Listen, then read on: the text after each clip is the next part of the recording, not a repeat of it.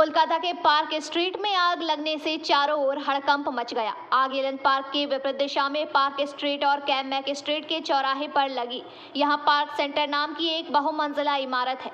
आग पर काबू पाने के लिए दमकल की 9 गाड़ियां मौके पर पहुंची, लेकिन आग इतनी फैल चुकी थी कि पूरा इलाका काले धुएं से ढक गया। प्रारंभ में पार्क सेंटर की शीर्ष मंजिल पर एक नाइट क्लब और रेस्टोरेंट है। कुछ और दुकानें भी है। संभवतः उस रेस्टोरेंट में आग लग गई होगी। आग रेस्टोरेंट के ऊपर एस्बेस्टस की छत पर फैल गई। आग की वजह से रेस्टोरेंट की अस्थायी छत भी गिरती हुई नजर आ रही है। पुलिस ने हादसे से बचने के लिए इलाके में यातायात नियंत्रण शुरू कर दिया है। दूसरी ओर रेस्टोरेंट के अंदर फंसे लोगों को भी कथित तौर पर बचाया गया। अग्निशमन विभाग के मुताबिक 3-4 लोग अंदर फंसे हुए थे। उन्हें पहले ही अंदर से बाहर निकाला जा चुका था। इसके बाद आग बुझाने की कोशिश जोरों से शुरू हुई। इनमें पार्क सेंटर के पीछे ऊंची इमारतों में कार्यालय के अलावा फ्लैट घर भी शामिल है। आग की लपटें लगभग इन सभी घरों में छू गई थी। काले धुएं से डर से शहरवासी सड़कों पर उतर आए। पुलिस खतरनाक इलाकों में स्थित फ्लैटों या कार्यालय को भी खाली करा देती है। Fire brigade has done an excellent job এবং সেই জন্য কিন্তু এখনো পর্যন্ত ভেতরে কেউ আটকে নেই। Nobody has been trapped inside.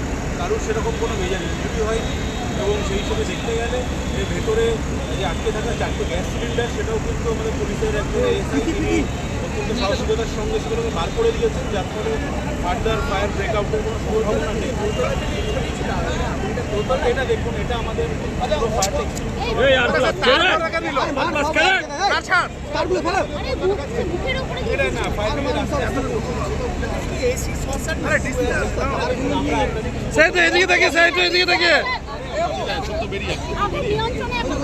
এখন মোটামুটি নিয়ন্ত্রণে আছে। আপনারা দেখতে পাচ্ছেন বাইরে থেকে ফ্লেম দেখা যাচ্ছে না, ভেতরে কতটা আগুন আছে আমাদের ফায়ার ফাইটারের প্রম্পট অ্যাকশন নিয়েছে তাড়াতাড়ি, কিন্তু দেখে বিল্ডিং এর উপরে মনে হচ্ছে যে বেশ প্রায় 20 ফুট অ্যাসবেস্টস দেওয়া, মানে যেটা আনঅথরাইজড মনে হচ্ছে। আপনারা এগুলো দেখে কি পুলিশকে জানাবেন যে এই ধরনের স্ট্রাকচার? দেখুন, আমাদের রিপোর্ট যা আমরা আছে দেবো।